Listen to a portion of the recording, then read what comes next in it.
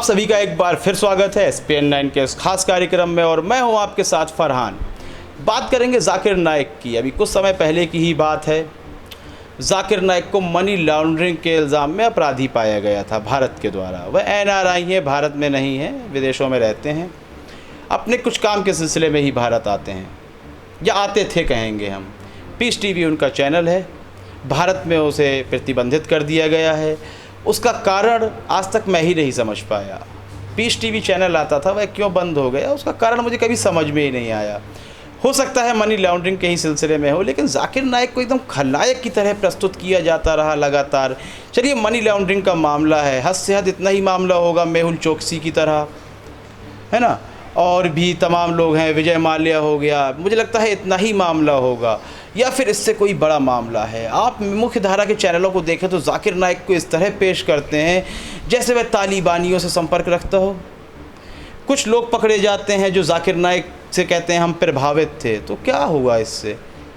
ऐसे तमाम लोग हैं जिनके साथ प्रधानमंत्री नरेंद्र मोदी की तस्वीरें हैं और वह लोग गलत करते पाए गए हैं। चिन्मयानंद को देख लीजिए, आसाराम को देख लीजिए, राम रहीम को देख लें आप। ऐसे लोगों की कमी नहीं है, लेकिन इसमें गलती नहीं है उस व्यक्ति की। जो अपराधी है उसको सज़ा मिलनी चाहिए।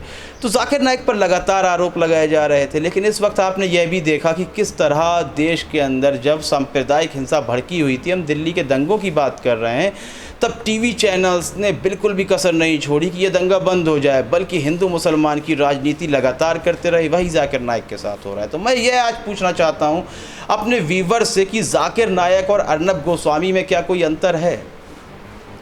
जाकिर नाइक या सुधीर चौधरी में कोई अंतर है? या फिर मौजूदा समय में जिस तरह के बयान उत्तर प्रदेश के मुख्यमंत्री योगी आदित्यनाथ मुस्लिमों के खिलाफ, अल्पसंख्यकों के खिलाफ बयान देते हुए नज़र आ रहे हैं, तो क्या जाकिर नाइक ने कोई आग लगाने वाली बात की? और बल्कि यह उन पर इल्ज़ाम लगाया जा रहा है कि वह मुस्लिम देश जो हैं, मुस्लिम बहुल देश हैं, वहाँ जो लोग मुस्लिम पक्ष की बुराई कर रहे हैं तो उनके खिलाफ एक्शन लेने की बात कह रहे हैं। तो क्या गलत कह दिया? यदि आप एक धर्म की लगातार आलोचना करते रहेंगे, मैं अभी एक व्यक्ति की बात नहीं कर रहा हूँ, एक धर्म की बात कर रहा हूँ, और जब आप एक धर्म के व्यक्ति की धर्म की आलोचना करेंगे तो जाहिर सी बात है कि उस पर लोगों को विरोध होगा। यदि हिंदुस्तान के अंदर कोई हिंदू धर्म की लगातार बुराइयां करता है तो क्या एक हिंदू धर्म के व्यक्ति को विरोध नहीं होगा? अरे आप 1992 का ही किस्सा ले लीजिए, किस तरह से कार आतंकी कहें या कार सेवक कहें, उनकी एक बहुत बड़ी भीड़ जाती है और एक मस्जिद को खंडित कर देती है। मैं आतंकी को कह रहा हूँ ये भी समझा देता हूँ, सुप्रीम कोर्ट ने खुद कहा है कि वह लोग गलत थे। किसी धार्मिक स्थान को खंडित कर देना बिल्कुल आतंकवाद ही है।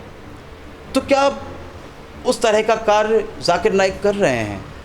क्या जाकिर नाइक एक भीड़ लेकर आ रहे हैं, उन लोगों के साथ लिंचिंग कर रहे हैं जो गलत बयानी कर रहे हैं? बिल्कुल नहीं, बल्कि वह तो उन देशों को चेता रहे हैं कि देखिए एक धर्म को लगातार नीचे गिराने की कोशिश की जा रही है। हो सकता है अगर अभी हम सचेत नहीं हुए, सावधान नहीं रहे, तो आगे कई प्रतिबंध लगाए जा सकते हैं। आप लाउड स्पीकर में अजान नहीं दे सकते हैं, कल को आप नमाज़ पढ़ने मत जाइए, एक काम करिए दोपहर की नमाज़ छोड़ दीजिए, शाम की छोड़ दीजिए, कई ऐसी धाराएं, ऐसे कई आप बातें निकाल लेंगे। तो जाकिर नाइक बिल्कुल कुछ गलत नहीं कर रहे हैं। और मैं अपनी जनता से, अपनी व्यूवर से ये जानना चाहता हूँ, क्या अर्नब गोस्वामी, जाकिर नाइक, योगी आदित्यनाथ की स्पीचेस देख लीजिए, सुधीर चौधरी के कार्यक्रम देख लीजिए, कौन दरार डालने का काम करता है दो धर्मों के बीच में? इस संबंध में हमें आपकी राय का इंतज़ार रहेगा। अपनी राय देना बिल्कुल भी ना भूलें।